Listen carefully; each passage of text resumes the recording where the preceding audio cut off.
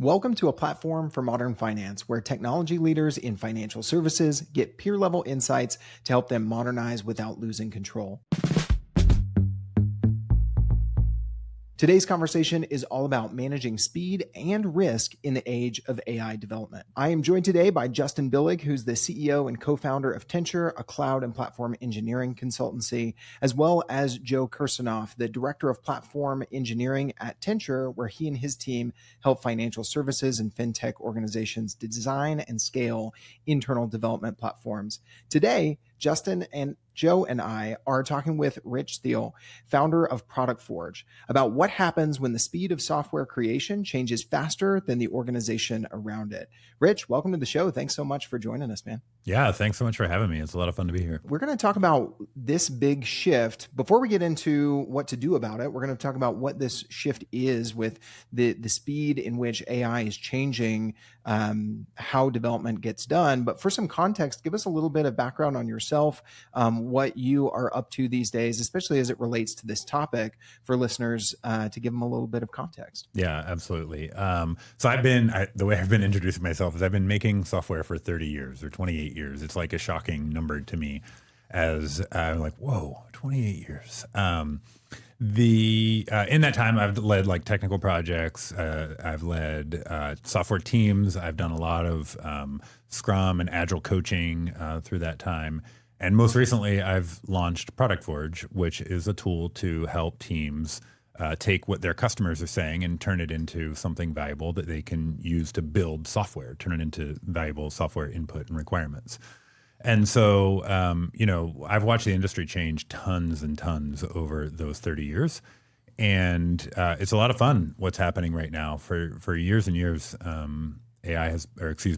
the software creation has been a bottleneck, and we're eliminating that now. And so it's a really neat time and fun time to be in this space. I love that. Well, let's kick it off with the first question to you. I've heard you say that software delivery has changed dramatically, not just in the last 2 years with AI's impact, but even over just the last 6 months at the time of this recording, late July 2026. What feels most different to you right now, and what do you attribute this really quick acceleration in the last several months even? Yeah, I think clearly it's speed, right? Like speed is the game changer for what we are doing because that bottleneck has shifted. The bottleneck no longer lives at engineering in the way that it did before. It used to be that like you could go do some work and you could hand it off to engineering and 3 weeks, 6 weeks, 8 weeks later, you would get something back that's like, okay, cool, now we can react to this.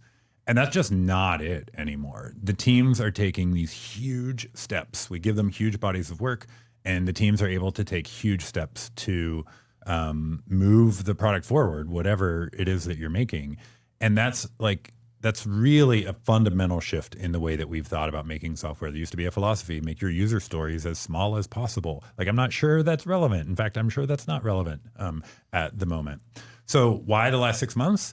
Because I think the adoption curve, we finally went over some element in the adoption curve where teams were like really, really putting it into practice, really, really getting there. I think the models got to a certain point, and then it took a little while for the actual engineering teams to shift over. And so I think that's what's driven it. It's like, in one sense, I really want all the organizations to be moving very, very quickly through this curve, but the reality is, most of them can't go through the curve fast enough. They don't. It's just hard to steer a big ship. That's what's happening. Yeah, when you say that teams are able to take, huge steps that they weren't able to before, what does that kind of look like in practice? What's maybe an example of that you've seen recently? Yeah. So we used to do user stories. We'd break the user stories down as small as we can. And now we're in a space where bigger is better because the engineer doesn't have to hold all that in their head. They're able to take something that looks more like a spec, which I'm sure you've heard about, spec-driven development. You take something that looks more like a spec. It could be 10 pages long that describes this entire feature. This is the way we've been doing development on Product Forge. Is like you build this feature based on this 10-page document, but you start by feeding it into a model and asking the model to do the work, not the as a human.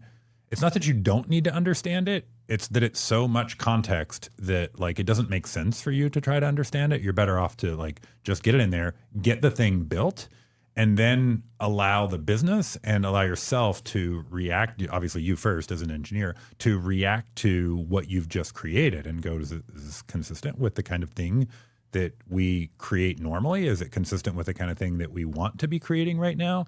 Is it consistent with this document? Is the document wrong in some places? They've got questions like this that they're going to answer.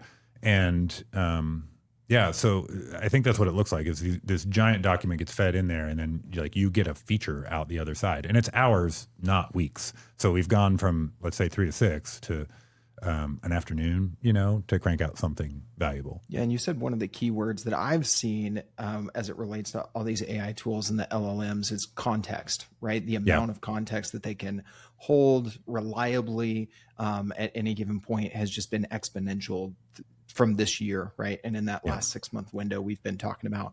Well, Justin, I want to come to you with a question from the executive perspective, as usual on the show. How do you think AI is changing expectations that executives have for engineering speed and software delivery? Because we know how it's impacting the developers themselves, as Rich is talking about. What's the other side of that coin, maybe? Yeah, I think there's, from the executive's perspective, the sort of contract between the business and technology is being blown up.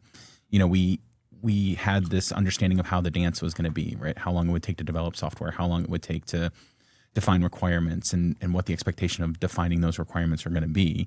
And now the speed at which engineering moving, like you said, it's no longer the bottleneck. Yeah. And so we as executives, we have to understand that we have to move faster. The business has to understand things quicker. They have to be able to express and articulate what they need faster as well. Also, too, we have to be able to use those AI tools to take from what's in our head or what we think is good and get it down on the paper. Yeah, and you've got to source that from somewhere, right? Yeah. Like right now, it's really hard. A lot of what we do is source it from our heads. We don't realize that's what we're doing, but you've got to source it from somewhere. Well, too, and I think the speed at which we delivered software previously, you could get by having like the one person who kind of knows everything in the business. That person will become the extreme bottleneck. Yeah. Like they're not going to be able to output fast enough. They're not going to be able to produce fast enough.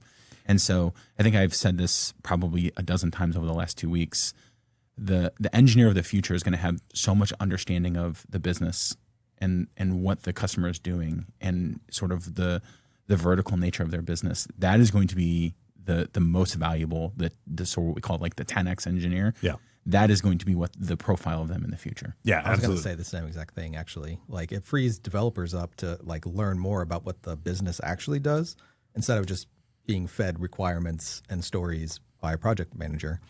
Now they can be closer to the business and be a part of making those decisions going forward.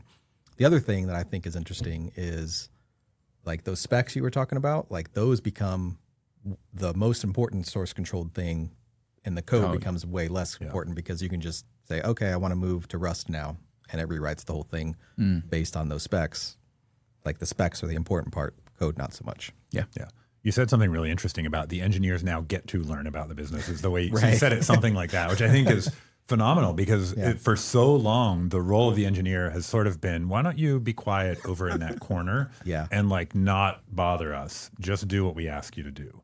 And the reality is like that is shifting so that you as an engineer, I mean, Justin said it already, but you as an engineer need to know what's happening and why and where does it fit in the framework and like all this. And it's not just from a technical standpoint, it's primarily from a business standpoint. I think that's more interesting too from a engineer's perspective to like actually be invested in something and like get a say in that process. Like, I think back early in my career, it's just like, here's a story. You got to do this story. Cool. Why? Don't worry about it. Do your nerd stuff. Yeah, that's exactly what it was. And it cannot be do your nerd stuff anymore. It cannot be that way. It won't work. Yeah. Yeah, Joe, you kind of touched on already jumping off of the bottlenecks that Justin was talking about. Are there others now with this changing dynamic and the shift we're talking about with the speed of delivery inside the delivery process that you think engineering teams need to be aware of the new bottlenecks on their side?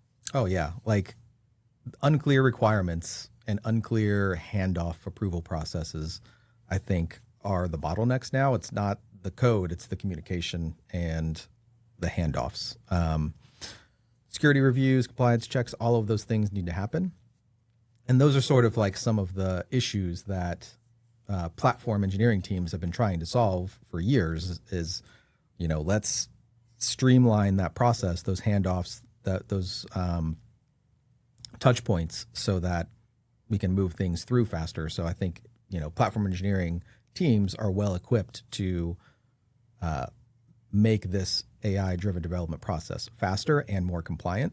But it's all about context and like knowing what you're building and why, so that when you get a spec done by Claude or Soul, you can actually review that, make sure that it's in line with like all the specs and governance that you've built into that. So you have a good foundation of like, yeah, this is good. Let's go ahead and implement this spec. Write tests first, and then tell me when I can ship it off to QA. So I think one of the things too that we'll start seeing is the scope of my job as an engineer is going to increase. Oh yeah. I'm a web developer and I only do web dev and I only have to worry about web dev, but that's not true anymore because businesses are going to see that you're able to output more, and so they're going to give you more responsibility. And just the nature of the spec and how software is being developed now, it's just a wider tool set. And so I used to be, I'm going to throw that to the database team, or I'm going to throw that to the infrastructure team, and they're going to handle it. But that's not going to work anymore. And that's been sort of changing over the last 20 years. Is like, when I first started, I needed to know HTML, how to talk to a database, and a backend language, and that was it. Like, I didn't need to know how to deploy anything. Just need to know how to do my little features. So like, as we've shifted things left, the cognitive load for a developer has grown. But with AI, there's a lot less difference from a DevOps engineer and a front-end engineer, because they can kind of use AI to fill in those gaps and still deliver. Yeah, I mean, one of the things that's happening with the spec-driven development is there's so much context and detail that has to be communicated. Even the humans who are producing the requirements can't read through that and understand everything that they need to have there. And as an engineer, you're the first one to see what you've made. You're the first one to react to it and go, not quite good enough, and make changes to it. So the business context that you have to have, the business understanding, all that stuff needs to be like at the top of the game. So you're talking about breadth. It's pretty broad. I need engineers now to be thinking about the why and the customer experience from the viewpoint of the customer. Like, why do they care about this, and not get lost in the tech, but get lost in the business objective. 100%. Yeah, I love what you guys are saying about the changing nature of the roles. We're going to get into next kind of the changing nature of requirements. I want to keep pulling on this thread that you started earlier, Rich, with kind of one of the first hot takes about user stories in today's conversation. But I just want to echo what Joe said a few minutes ago in developing and shipping faster while maintaining secure and compliant. If this is the first time you're listening to the show and you're not yet subscribed either on YouTube or on Apple or Spotify, I want to encourage you, hit follow, hit subscribe wherever you're listening, because it is that balance we want to continue to help you with, both in today's conversation and in regular episodes here on A Platform for Modern Finance. All right, Rich, as promised, let's get back to your comment about user stories. Are they dead? Have they completely changed in what they need to be? What is the gold standard for a user story? Tell us a little bit about where you stand there, and let's keep that conversation going. User stories are dead. Yes. Like, they're dead. I'm glad you said it. They died a little while ago, and it's simply because user stories were designed to make the work small enough that you could hand to an engineer and they could spend a day or 2 or 3 working on that thing and then hand it off. And in a world where maybe this is a good way to describe the change. At the beginning of the AI revolution, I took a few hours and in a back and forth conversation with, it was OpenAI at the time, I forget what model, I built a little calendar widget thing that would find my free time on my calendar and like put it on my clipboard. I most recently went to Claude and said, hey, make me a version of Trello that I need. And then I walked away from my computer and I walked back to a working version of Trello that I could use for myself. What that means is these small bodies of work that used to be really hard to implement even 2 years ago with AI, they were like a lot of back and forth work, are not hard now. So if you do the work of creating a user story, you're wasting your time. Like you can literally have the work done by the time the user story is written. So you might as well just say like, go do this thing, or like batch them up into like a larger body of work, which is one of the ways that we see things changing. You batch more work into a thing, call it a spec, batch more work into that spec and shove that into the model to get the work done. Yeah. But this is why though the spec and the platform are so important. Yeah. Because they're the foundation of that fast work being good. Yeah. When I was in college, I took design and analysis of algorithms, and we did like mathematical proofs on sorting algorithms. That sounds awful. It was the worst thing I ever did in my life. You're such a better engineer for it. But they don't do that anymore, and I don't blame them unless you're taking like super hardcore like computer science. Yeah. And so it just becomes sort of the operating system of AI. You have to have those things so that when it runs off and does its own thing, it's doing it in a way that matches your standards, matches your compliance, matches your governance, matches your regulatory requirements, matches how you want to position software into the world. So they become the thing that just kind of exists, and eventually I don't know how they work. They're just there and they work. Yeah, you shouldn't have to slow down to spin up environments or to like make sure that you're following the rules and building in the way that everybody else builds. None of that should, in today's world, none of that, I guess the best way to say it is none of that should stand in the way of business progress. Right. It used to be that we had to go, look at the progression. We used to have to go buy servers. Now we write some code to spin up a server. Mm-hmm. Now we shouldn't even be doing that, right? It should just be available. Yeah. I want a server, and then I click a button, and I tell Claude or I tell whatever AI model I want a server, and then a server exists. Yes. Yeah. I love that. That's a great before and after. Rich, let's talk a little bit more about what you were talking about a minute ago, richer specs, and the word we were using earlier, more complete context, the importance of both of those when it comes to AI assisted development or AI driven development. Why are those so much more important now, and the user story is becoming less important? The reason those are more important is because the model is going to do what you tell it, and also because the model has its own thoughts about what to build. And so not in a way that they're more deterministic approaches like Hero is taking, but the having that context increases the likelihood that you will get what you want. I think that's probably fairly obvious, but so it's important to build that into what you're trying to create. And the context exists both as like business context that you're providing, but also environmental context that you're providing for like the local dev environment that you're building within, or the cloud-based whatever dev environment that you're building within. So I think it's important to have that because that is how you define what you're building now. It used to be that you did it at a user story level and you let engineers figure out the how. Now we've sort of combined the how with the what in this spec concept. And so I think that's it. I think that's why. Justin, you were talking about this a little bit earlier when we were talking about the executive and leadership perspective of the importance now of clearly communicating what you want the engineers to build. This is what we want to hand off. Where do you see some of the potential potholes or pitfalls there that maybe are bigger based on this speed of development when as the leadership, we're not handing off clearly what we want engineering teams to build? There used to be the fear of I've gone so far down this path and it's not what I needed. It's not what I wanted. It's not what my customers needed. And so I've spent all this time and investment and energy, and it's sort of for waste and for naught. That's maybe gone. I think that's gone. Within reason, yeah. Yeah, within reason. I think some of the bigger things become your competitors are moving at lightning speed, right? And if you're not getting it right, that miss may have a bigger impact than it did before, right? And so I think, too, there's also the people's expectations of AI and what it can build, and I don't want to sour people's understanding of, oh, well, this thing can't do it right, or it can't build it right, or, but I put garbage in, and so it didn't. And so then you don't want your organization sort of revolting and saying, no, I'm just going to do it the way we've done it before.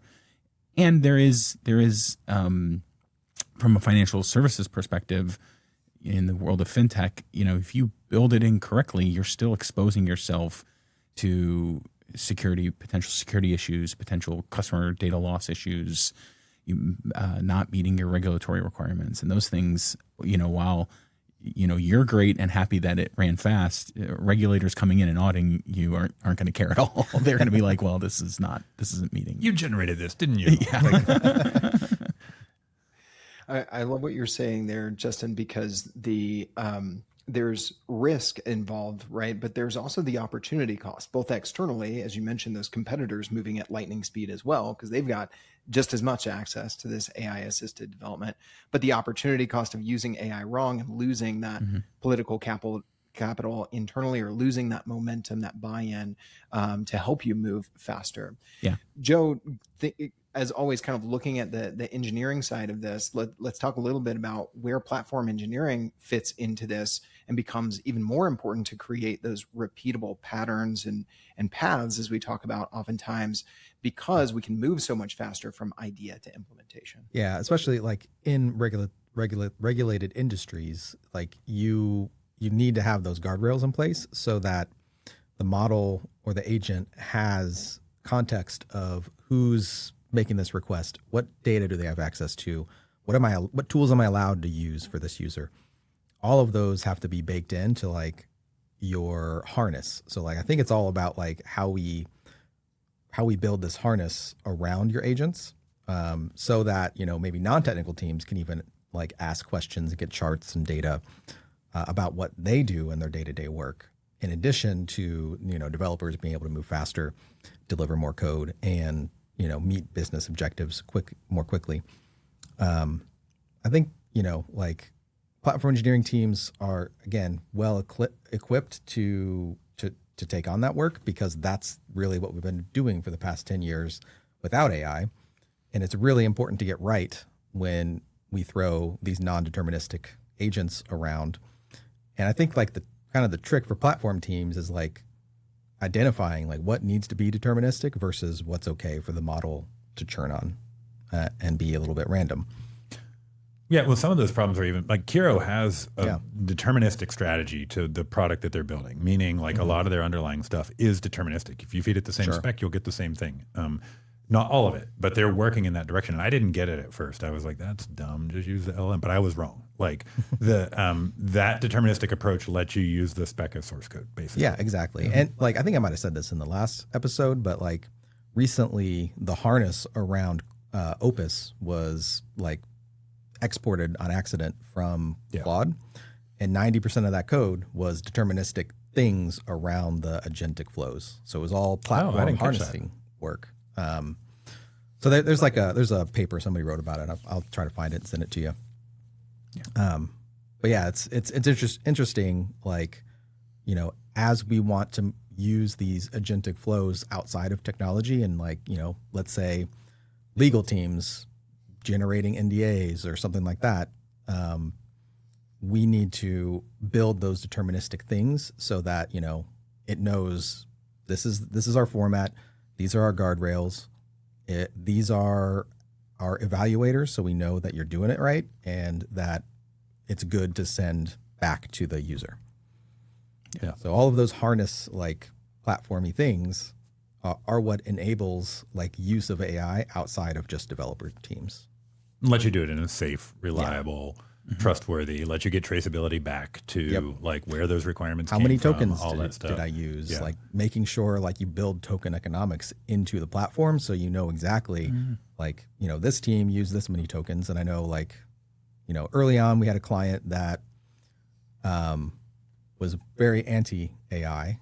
And when they finally got on board and were like, oh yeah, we have to use this, it was like, okay, everybody has to use 25,000 tokens a month. I'm like, oh, that's not the way to do it. Definitely not the way to do it. That's easy. I can burn 25,000 tokens a day. Yeah. I think it's easy. Yeah. Would you? You said 25,000. You know what I mean. Yeah. Yep. 25 million. That's such a good point about, Opus and the example there of harnessing you were talking about, Joe. And the point about tokens, I think, is important for listeners as well, especially as we're starting to see the glimmer on the horizon of the AI token cost apocalypse, as some people are talking about it, right? That those costs are going to go up at some point. Rich, let's talk a little bit more about the bottlenecks, and specifically for the business and product leaders, how they need to change the way they work with engineering teams when developers can move so much faster. We talked a little bit about, that working relationship and the user stories changing with your hot take from today. What else do they need to have in mind in the way that they change the way they're working with engineering teams? Yeah. It's certainly the bottleneck shifts left. It shifts left hard.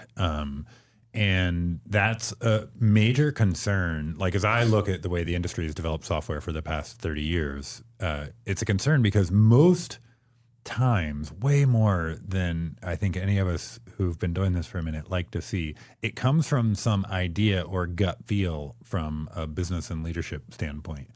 And that can work sometimes, but we have to build the bridges between what users are saying and what customers want and where they're hitting pain points and they're hitting problems back into this. So you can even imagine a loop now that runs from like customer input and customer feedback all the way back through some tooling, and down through the engineering team. And you can run that loop really, really quickly. And so the thing that has to happen then, that I think we've struggled with as an industry for a long time, is we have to get our business strategy right. We have to get the goals we're trying to achieve right. We have to be able to articulate the things that we want to try, like the bets we're going to make in those spaces, based on the context that we can see that we've not yet figured out how to build into the models. And so it's our own ability, the leader's own ability to take, and the product leader's own ability to take what they're seeing happening with all of this loop that's coming back around, to massage it on its way into the engineering team to make sure they're getting exactly what they need to build that. And then you iterate on those experiments really quickly. So it's the shift left and the deep tie to what they're seeing happen with their product in the market and with the product itself. That is the bottleneck now, and we have to, as an industry, figure that part out. It is figure outable, and that's part of what we're doing at Product Forge, just bluntly. And it's an important part, in my opinion, the most important part of the process at this point, because it's currently holding up everything. Yeah, I think that's really, really interesting. And if you take one step level down, teams that I talk to without a platform running their agentic flows, they're like, how does my fleet of agents talk to your fleet of agents? Like the CTO knows exactly what to do, and it's probably faster for him to just type it in than share the context with the human engineer so they can type it in. I don't think we've sort of landed on the best ways on how to work together in this agent developer space. Like, how do we not step on each other's toes and not build the same things 4 times trying to get this product launched? Yeah, I think we have an emerging, we don't talk about our relationship with the agents because that gets weird, but we have this emerging relationship with the agents. Yeah. Whereas part of the answer to that 6-month question from earlier, as their capabilities go up, we start asking what is my role exactly? I've been asked that question so many times in the past 2 years. What is my role exactly? And as we build more capabilities into that, it becomes this human oversight watching these loops, which is where we're going. So that these loops are going from both customer input and strategy input and business goal input, all of this, and they circle back down. So, I think we're trying to sort out those things as part of what you're describing there. I think that's well said. Justin, I want to come back to you again from kind of the leadership perspective. Do you think there's a risk we've been talking about speed and bottlenecks and kind of how, both are changing at the same time.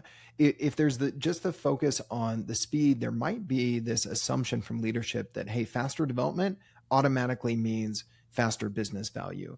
Do you think that's a risky assumption? And if so, what are the dangers there? I do think it's a risky, super risky. There's this saying, right?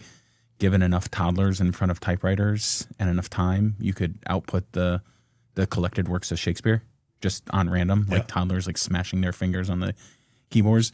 I mean, we effectively have, obviously not an infinite, but from a cost perspective, you have an army of engineers who could build you anything you wanted. I could decide, hey, I'm going to start, I'm a bank. I don't generally offer personal deposits and those types of things. I'm going to do that now. I'm going to build a system that does deposits, and I'm going to do that. I'm not a payment processor, but I'm going to start becoming a payment processor. I'm not a this type of company. I'm just going to become that type of company. And so my whole career has been the intersection of technology and business. And again, I go back to, if it's not driving revenue, if it's not enhancing customer experience, if it's not, risk management or speed to market, like those types of things, if it's not aligning to what we're trying to accomplish, then was the work valuable? Just because you've done the work, is the work aligning to what you want it to do? And I think we're going to see a lot of work, a lot of well-intended work go out into the market that isn't going to be fruitful. Yeah. I think it's going to happen. Along those lines, one of the things that I've seen has been really fascinating for me to watch. As it became easier to write code, product managers started writing code. And I watched that happen, and I thought, this is the most foolish thing that I have seen. It's like, legitimately, it's the most foolish thing. Product manager, it makes me angry. The product managers are supposed to be strategic, thinking about business need and business problems that they're trying to solve. Yeah. And given the opportunity, they dove into the tech. And it's so easy to become enamored with the tech that you forget about the exact point you're making, the business goals and the things that you're trying to achieve. And you have to set that like enamored thing aside and focus only on what is it that we're trying to achieve. Not only, but like focus on what we're going to try to achieve. Yeah. Yeah. I mean, that's like, you have to bake that into your measurements. Like you need to know, like, yes, this initiative measurably affected up or down this business objective. Yeah. Oh yeah. I think we're going to, organizations that master this are going to be able to be able to accurately track every dollar spent to every business objective.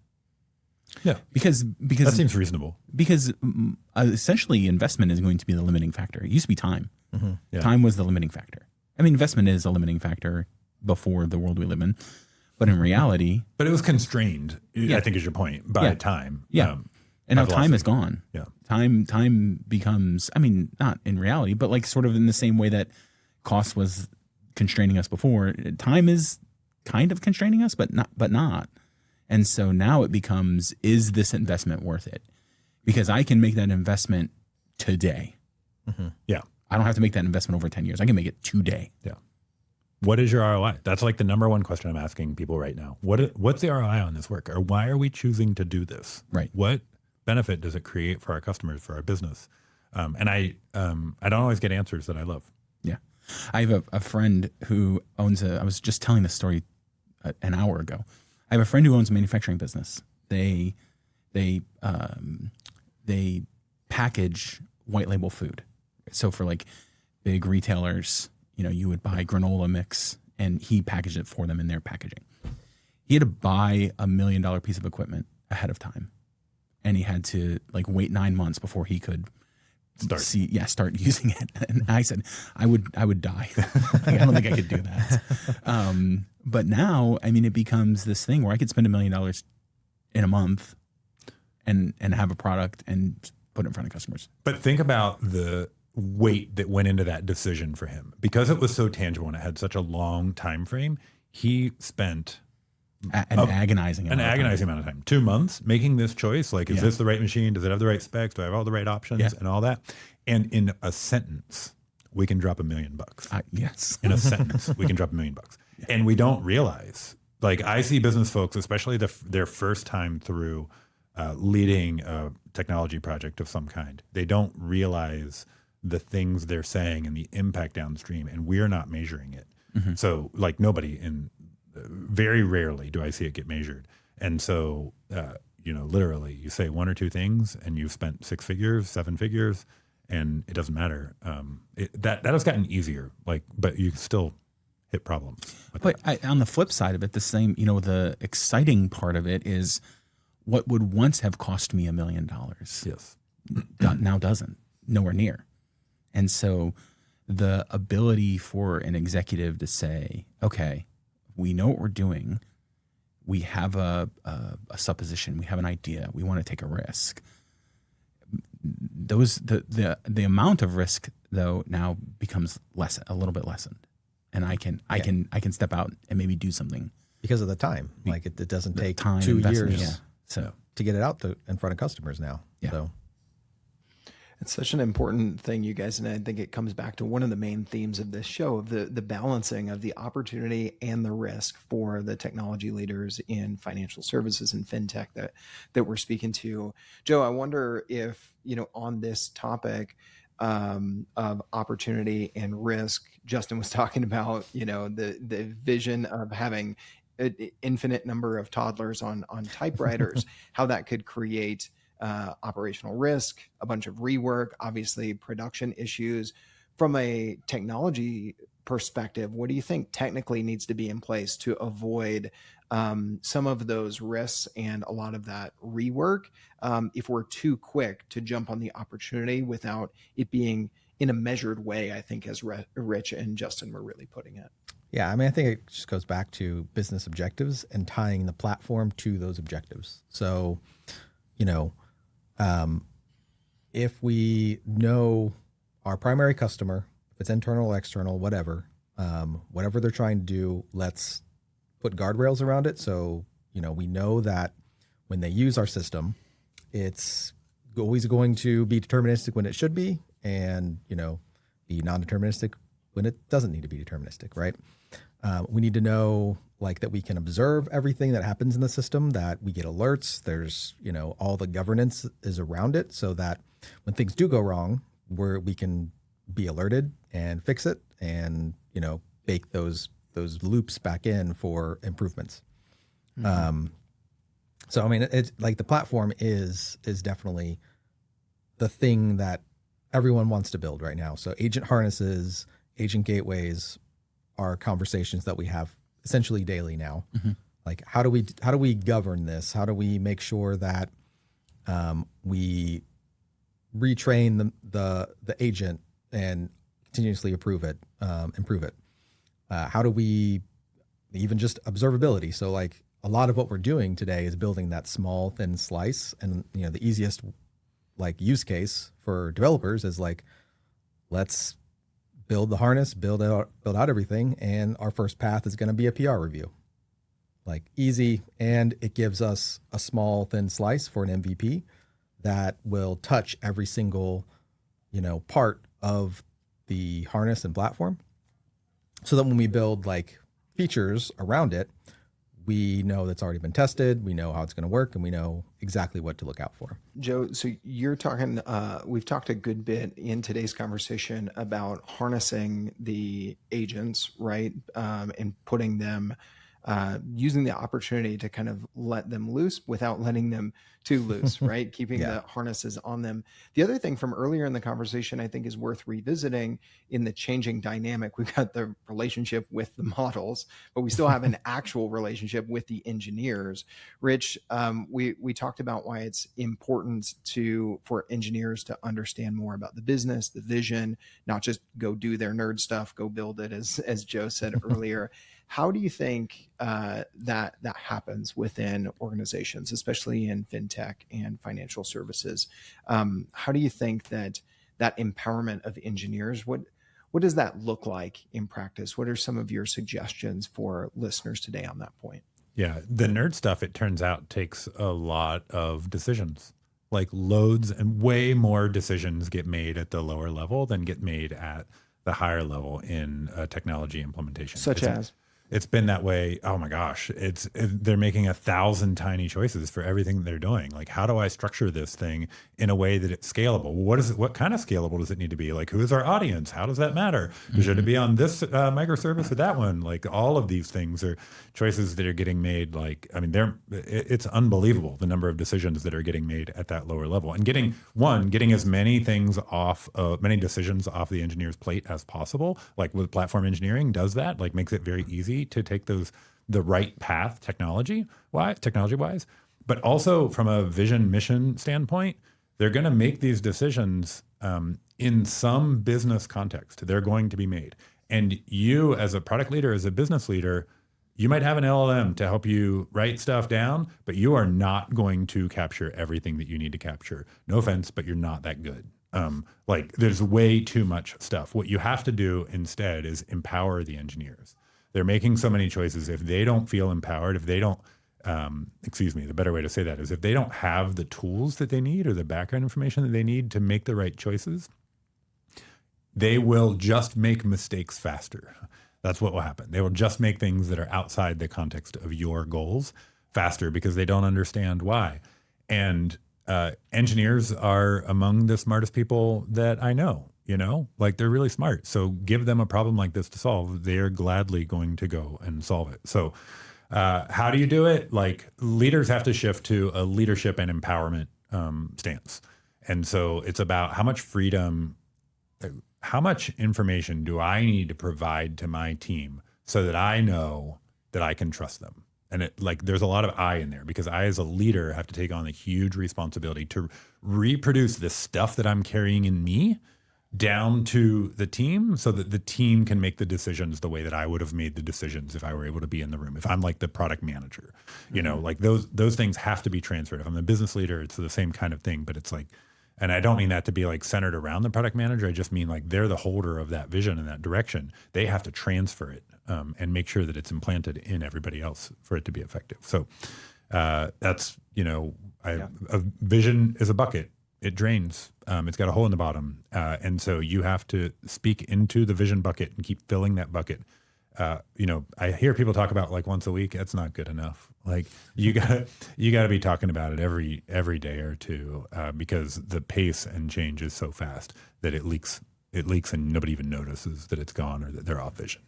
Absolutely. And I think it's important to talk about both roles here, and so Joe, maybe switching back over to you from a platform engineering standpoint, what do you think it looks like to empower those engineers without asking every team to become experts in infrastructure, security, compliance, and all of these things at the same time? Yeah, it's a good question. I think like the goal of platform engineering is to abstract the complexity away, not to eliminate the control the development teams have to make decisions to do what they need to do. And like every good platform team knows that like the platform is there for,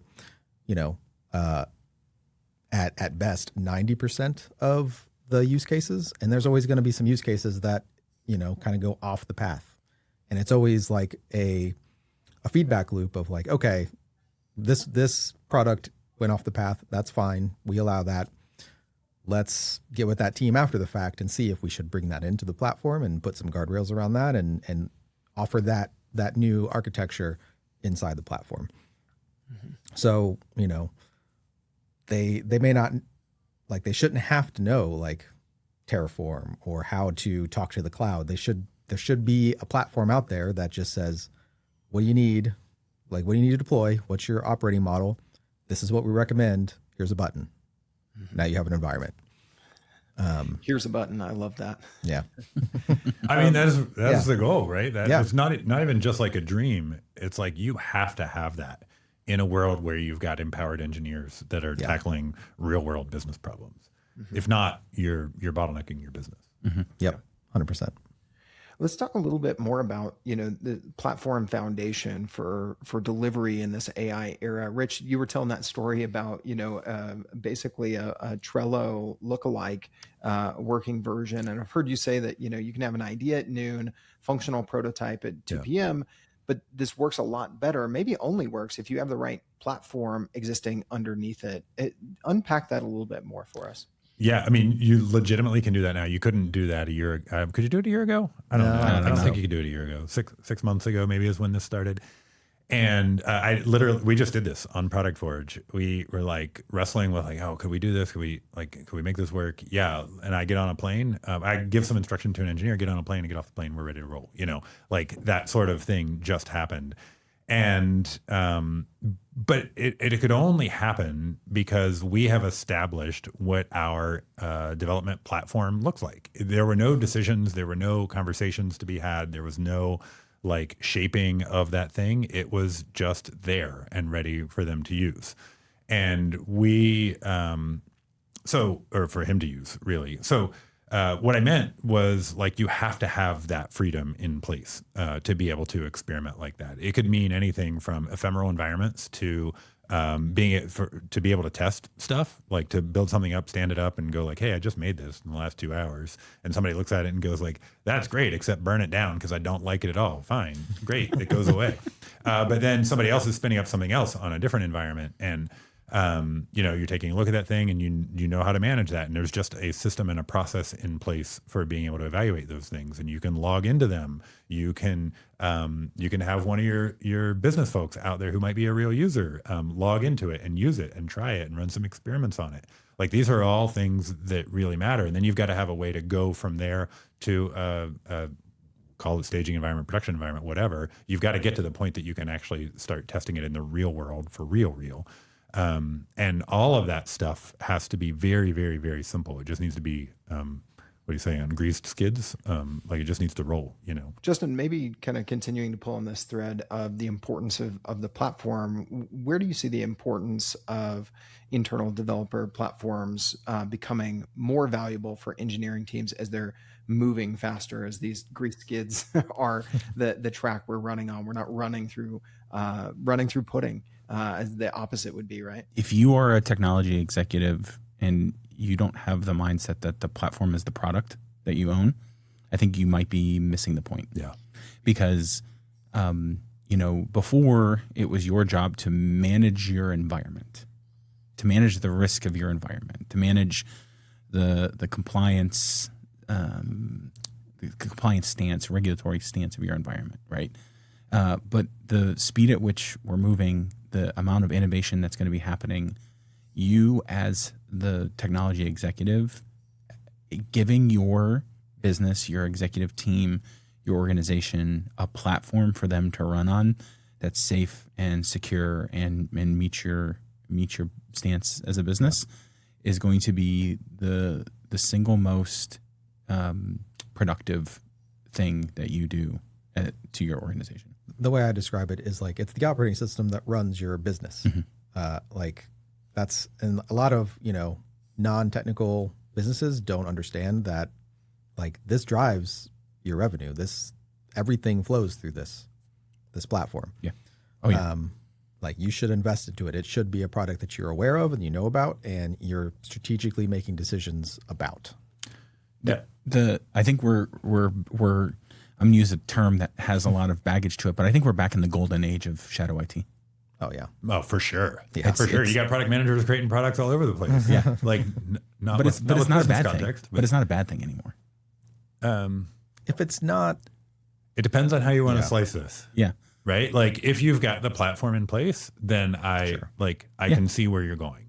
I've even thought like there's probably room to build some sort of a, I don't have the right words yet, but some sort of an API layer or something, and then just let whoever build whatever on top of that API layer. Yeah, 100%. I have this idea. It's one of we the all things, have this idea. So it's one of the things we're working on internally is like, so we have a company that we're having a lot of conversations with, and they're all in on AI. Okay, they are in.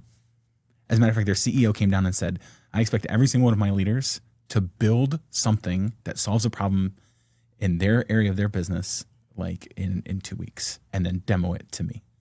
And then, so they did that. It was great. And then they went and hired like 30 interns to just bang stuff out. Really? And so, how do you build an ecosystem that that my sort of agents can pull down what good looks like from an infrastructure standpoint, from a connectivity standpoint, from a security standpoint. I just pull it down, and then it knows as these users are building in these requirements or building an application, it also has the specs in the context of what my deployment structure looks like. You know, what do I need to do for this? What do I need to do for that? And so I, as you know, the guy who runs AR AP, who has no context of technology for anything, I built this app, and then it also sucked in all of the really good requirements for a really good piece of software, and it can deploy it somewhere for me and run my little shadow IT thing. I think that's an interesting thought. I think it's a little bit less shadow IT if it can get those well architectured. Agreed. It doesn't quite meet my definition of shadow IT. Right, but it becomes sort of the. It is though. Like if you don't advertise it outside of your. There, but I don't know what the term is now. Shadow IT is the only thing I can think of because I live my whole life thinking of it and thinking how horrible Shadow it IT was. is evil. Yeah, but it's not anymore. What you're talking about is a cultural transformation that is an empowerment culture in a context that you as the technology leader have created so that you can trust it and allow that to happen. And I think that's what I'm hearing. That is going to be the hallmark of CTO. Yeah. CTO mindset. Yeah. Yeah, absolutely. And it's a shift from command and control, which like even existing Agile things are feeling a little command and control-y in this space, to a living, breathing mechanism. Yeah. That's what it becomes, because everybody can go make their own choices and go make their own solutions to these problems. The organism grows like really rapidly. A lot of CISOs are sweating now. I liken it to building roads. Without a platform anyway. Yeah. I liken it to building roads, right? There are different requirements for a road in a neighborhood versus like a state highway versus an interstate, right? And I've built the system and I've built the road and put your car on it. As long as your car understands the guardrails and what you're supposed to operate, go. I don't care what your car is. Just run on it, right? And it almost becomes that as sort of the future job of the CTO. It's like, let me build you the roads so you can go. Yeah, absolutely. Right. But I think where we're scared is like, we're not building highways, we're building sort of F1 tracks, and we're building. Well, it also calls into question, and I think we hit this from a cultural standpoint, is like, what value does the technology, you start to feel like you're giving up the technology creation value, which has been part of the identity of the technology organization for such a long time. I'm not saying it's bad. I'm calling it out to say like, that's a transformation thing that has to come with this in order to make it effective. And so I'm more and more in this conversation seeing this as like, this is a culture of empowerment transformation that it needs to happen. And like the vehicle is the platform that you're driving. But then it becomes even more incumbent upon your executive team, because anyone can build anything, anyone can deploy anything, and anyone can run anything. It becomes incumbent upon your executive team to be able to clearly articulate what are the goals of the organization? What are we measuring? Yeah. What is important? What does good look like? What do we want our customers to think of us as? Those types of things. And if you boil platform engineering down, it's a cultural problem more than a technical problem. Like how you approach building software, running software, guarding against attacks, whatever it is. Like it's more culture than technology. Yeah. Like there's a million tools out there that can help you do the thing, and there's a million different decisions you can make. But like you have to have the right culture internally to take advantage. Yeah. But what doesn't work is to do a culture transformation. What does work is to do a technology transformation that has a culture transformation with it. Yes. Like those need to travel together because What it do you gives mean a by that reason. distinction, Rich. Say- Help unpack that this, not that, for listeners a little bit. Yeah, you need to have a reason for the organization to change. And if you don't have that reason, there's like, you're going to get nothing but like heels digging in and pushing back and that sort of thing. But what you're trying to make it for a reason, make these changes for a reason. And the platform engineering gives you the ability to go like, we're doing this from a platform, and everybody's like, yeah, that seems super amazing. And then you're not like Trojan horsing the culture transformation in there, but everybody starts to realize like, oh man, I both like get to change the way that I work and I have to change the way that I work to deliver this thing. We did the exact same thing with cloud. It was like, when we went through cloud transformations, there's a huge mindset shift on what it meant to, at early days of cloud, you couldn't click a button to get a server, but like that was the dream at the time, and so it's that sort of change that has to happen. I think the thing that was rolling around in my head as Rich, you were kind of responding to Justin's comment about the golden age of shadow IT. And I heard you have two pushbacks. One, maybe it's more, the way I would say is maybe IT democratization, to put it in more positive terms, but the platform, and as Justin then said, the IT leader's job to build those roads becomes even more important. Otherwise, we're just handing people really fast cars, right? With no road, with no highway, with no F1 track, as even Justin said there. Rich, for leaders who are trying to make sense of their roles, we've talked a little bit about shifting roles from executives to CISOs to CTOs to engineers. What's one thing that you think that the leaders are maybe overestimating and one thing that they're underestimating when it comes to this whole area of AI assisted development? Yeah. Observations so far, I think leaders are overestimating the speed at which their people are able to make the shift, because they're just like, they don't know what to do with it themselves. And they are like sort of shoving it at their people and saying like, go make this thing happen. And it takes a minute for them to learn and get their mind around. So I think the leaders are reading these headlines about the shift being like happening, and they're like, we've got to be there. So they just like shove it at their people, and they don't have a vehicle for actually making that change happen. And so, back to the previous conversation, I think that the platform transformation is a really terrific vehicle for driving that sort of cultural change that, again, I think they're underestimating. What are they overestimating? Probably the initial, I don't know, maybe this is like a cousin to what I just said, but they're overestimating the initial impacts. Like it's hard work. You need help to get there. You need help to get to the point that like, how to implement all this stuff and to make it all go, because you're just not, it's like complex and it's an emerging space. And so without that help and the assistance in getting to the point that you're able to turn things that quickly, you're just going to struggle and make up your own stuff along the way. And the reality is there's a lot of people out there.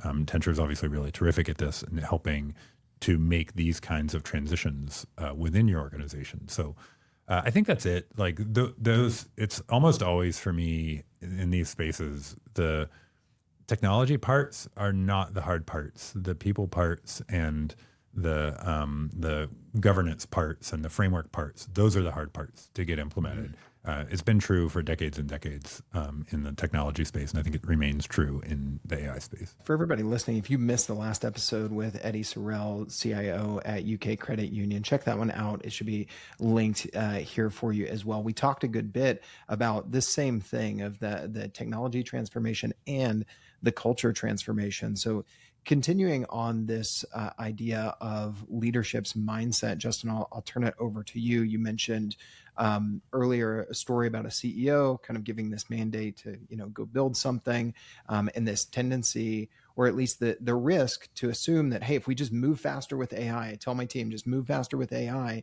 then that will equate to business value. Before leaders start telling their team that, what do you think are one or two of the questions they should be asking themselves before they roll out some of those mandates? Man, that's a good question. I think I would be asking myself, does my organization clearly understand what good looks like? Does it understand what like good in terms of business outcome?